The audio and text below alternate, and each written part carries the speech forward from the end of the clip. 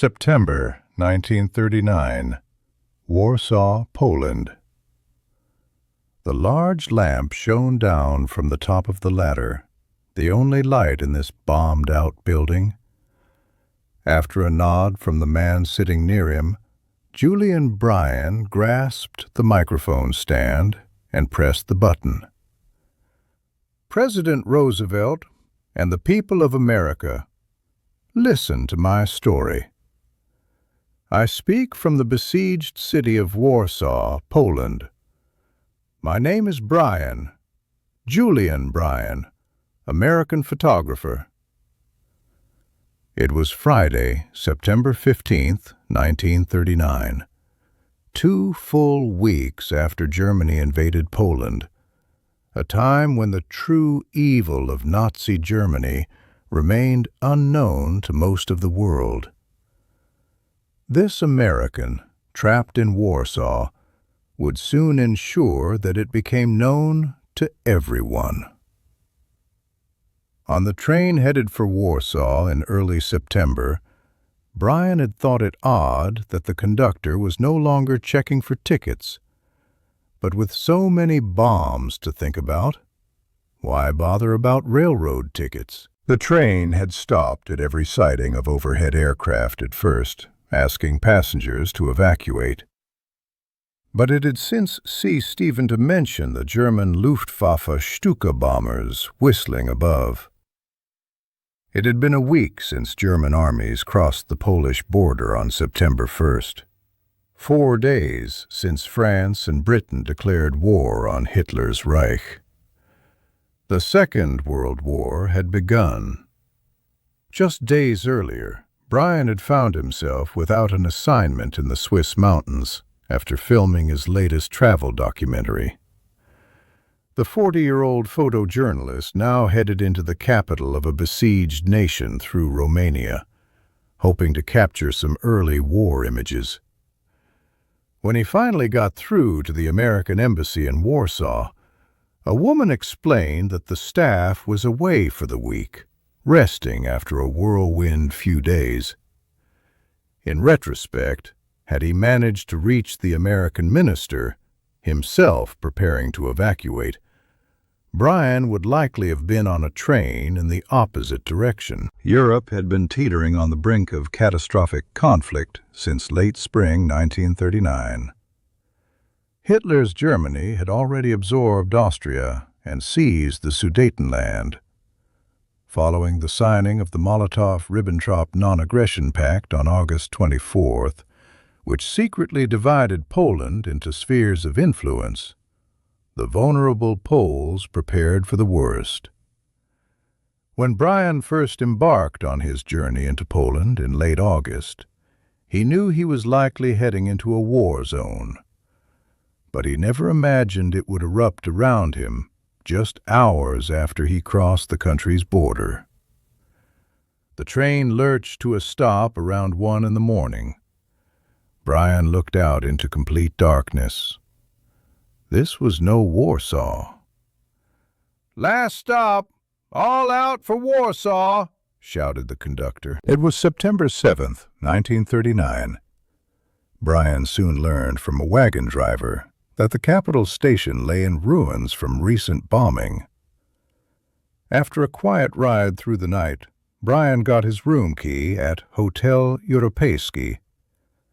With electricity cut off, candles in mason jars illuminated the staircases. He gave up on sleep after an air raid signal forced him and the remaining guests into the basement for hours. They heard the crash of a bomb right in the hotel's courtyard.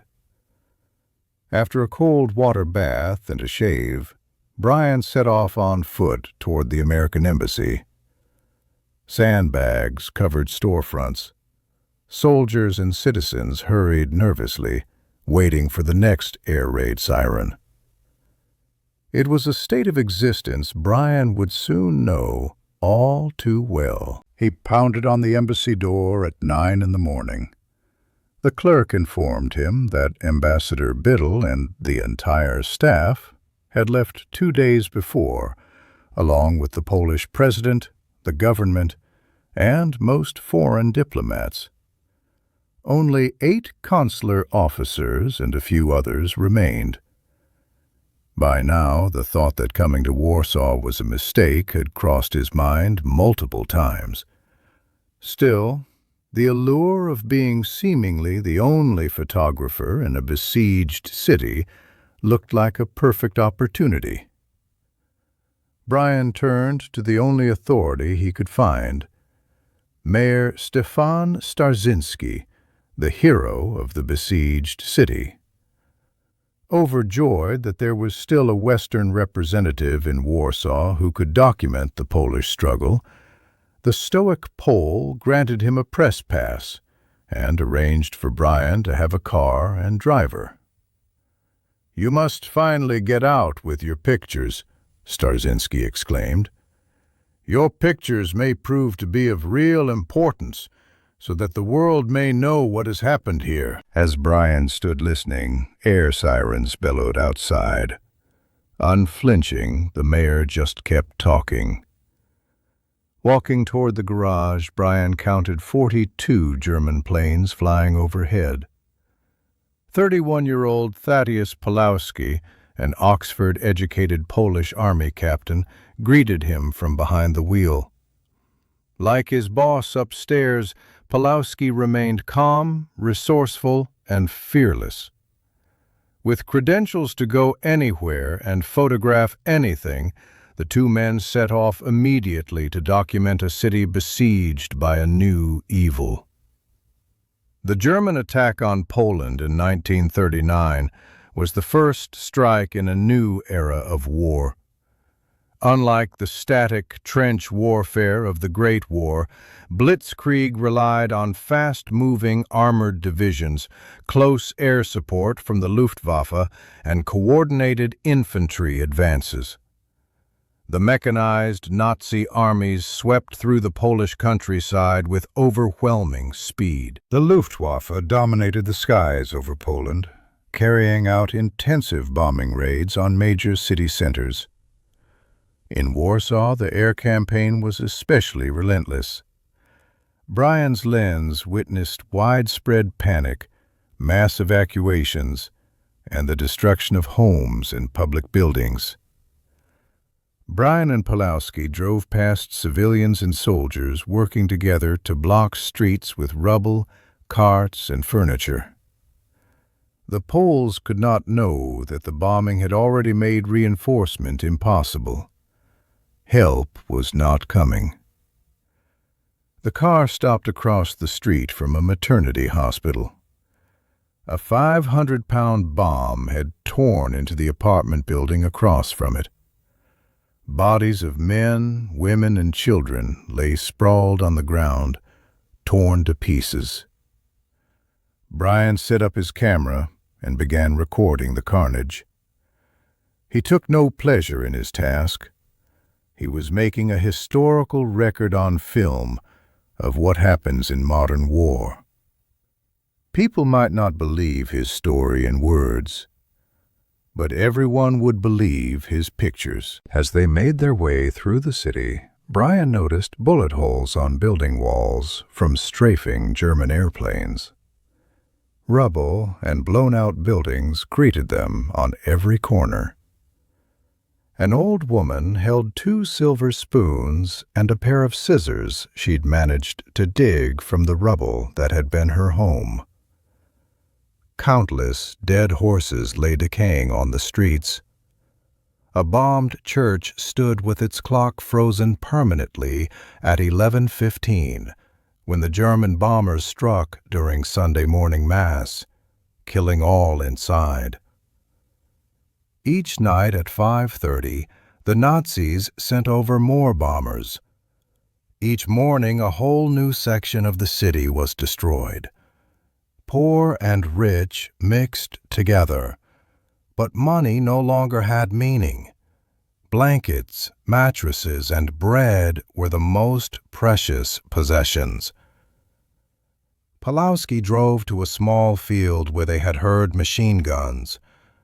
7 women had been digging potatoes when two German planes swooped down and strafed the field, killing two of them. While Bryan was photographing the bodies, a blonde girl about 10 years old ran up and stood transfixed by one of the dead women. The body was that of the little girl's sister. "What happened?" she cried. Then she knelt and touched her dead sister's bloody face and drew back in horror. "Oh, my beautiful sister, what have they done to you? Please, talk to me. What will become of me without you?" The child noticed the American standing close by. Bryan threw his arm around her and held her tightly. She cried. So did he. What could anyone say to this child? By September 13th, German artillery was within range of Warsaw. The idea was apparently not to destroy buildings, but to kill as many pedestrians as possible. When Bryan moved into the American Embassy building, it was already occupied by 50 refugees, with more arriving each day. Because the embassy was never meant to be used as a hotel, Bryan and the initial refugees slept on the basement floor. Canned fruit, flour, rice, and butter made up most of the food. When it became evident that Germans would soon enter the city, Bryan assisted in burning classified documents. The men collected all available American flags, stretching the largest on the roof to warn off German pilots. The Americans were not the only people who called the embassy home. 5 Polish girl secretaries, called the 5 Generals by the refugees, volunteered to go outside the embassy gates each day to barter for food and supplies. Bryan never forgot the day they hung up flags all over the building with the help of these women, who uttered not a word. They knew the flags were signals to the Germans, asking for special privileges for which they, as Poles, could not ask. During his last 7 days in Warsaw, Bryan never bathed, nor did he undress. He continued to go out with Pulowski to photograph war-torn Warsaw. On September 15th, Mayor Starzyński asked Bryan to broadcast on the Warsaw station. Throughout the recording, the broadcasting building shook from artillery shelling. One finally found its mark. Bryan barely made it out, cutting his transmission short. Outside Poland, nobody heard the broadcast. Still, it made Bryan a celebrity in Warsaw. He was known as the American in Warsaw. During these last days, taking pictures was the only thing that kept Bryan's mind from the dread of inevitable capture or death. Warsaw had become one of the last bastions of free Poland, but time was running out. Mayor Starzyński kept up morale with his daily radio broadcast. The message was always the same. Warsaw would not surrender. On Thursday, September 19th, an exhausted Starzyński told Bryan it was time to get out. It was tremendously important that he escape with these films and let the world know what the Nazis did to Warsaw. Another gloomy morning. A tired Bryan forged on behind Pulowski, both men weighted down by cameras.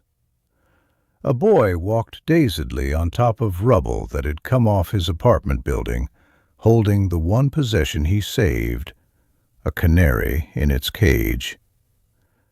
They passed the charred buildings of the Jewish quarter. The Germans had dropped incendiary bombs on the district the evening of September 16th, the Jewish New Year. 20 city blocks were razed, leaving thousands homeless. At 1:30 on September 21st came word over the radio. The German army would cease hostilities for 3 hours, during which all foreigners with neutral passports would be evacuated. The 5 generals frantically made more than 100 phone calls to get the word out. Bryan, with 3 small rolls of film tucked in his briefcase, made his way with more than 100 other Americans toward Hotel Bristol. He left all cameras behind to draw less attention. Seeing a woman struggling onto a truck with her baby, Bryan set his briefcase down to help. When he looked down again, his briefcase was missing.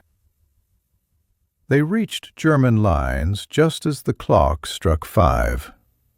The German soldiers helped hold babies, picked up suitcases, offered coats to women who appeared cold. Having shelled and bombed them for weeks, now they carried bags and patted babies. The Nazi press stood off to the side, recording the benevolent Germans. At the train station, Bryan searched for his suitcase, worried the Germans would recognize his name from his broadcast. Everything seemed lost. Luckily, they did not flag his passport. Bryan returned to his hotel and, to his surprise, his briefcase was among the bags that had arrived late. With help from refugees he knew, Bryan managed to hide the 3 rolls of film inside a gas mask belonging to a young teenage girl. He would meet her 6 weeks later in New York, where she handed him the work that would make him famous. When the ship docked in New York on October 7, 1939, his wife hugged him with tears in her eyes. A business associate remarked sternly, "Do you realize that you're 5 days late for your lecture?" Bryan looked at him dumbfounded. He was back in America. The world first saw Julien Bryan's work through American newspapers. Life magazine published a multi-page feature in late 1939.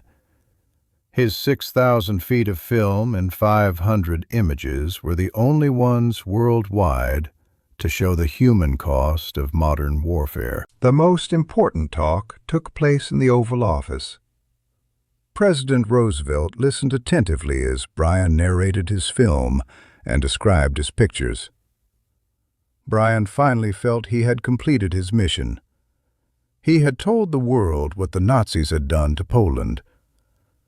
After weeks of fighting, Warsaw surrendered on September 27, 1939. By month's end, Poland no longer existed as an independent state.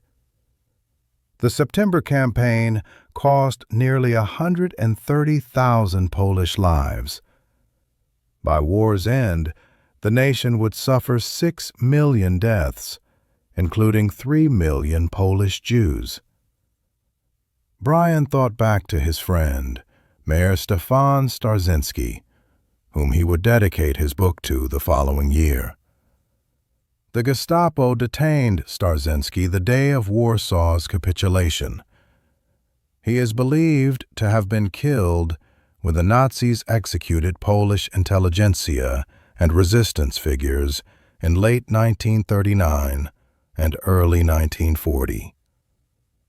The question on his mind that early winter of 1939 was whether the world was ready for what was coming, and when it was all said and done, whether freedom and liberty would prevail.